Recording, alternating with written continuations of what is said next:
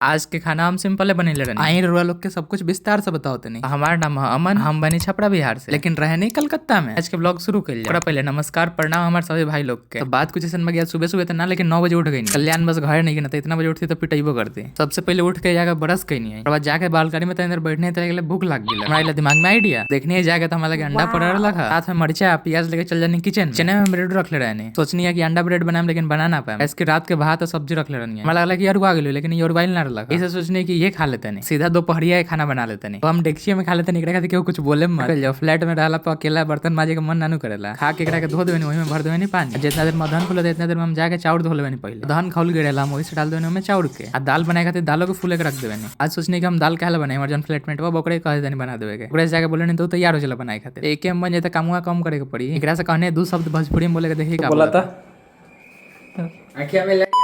देखिए हमारे ना भात दाल बन के तैयार हुआ एकदम। देखिए आज के अब हम खाना खाए बैठ गए। खातिर बहुत बहुत धन्यवाद। छोट भाई के सपोर्ट करी लो, सब्सक्राइब कर दिलो, कैसे पैसा थोड़ी लगेला।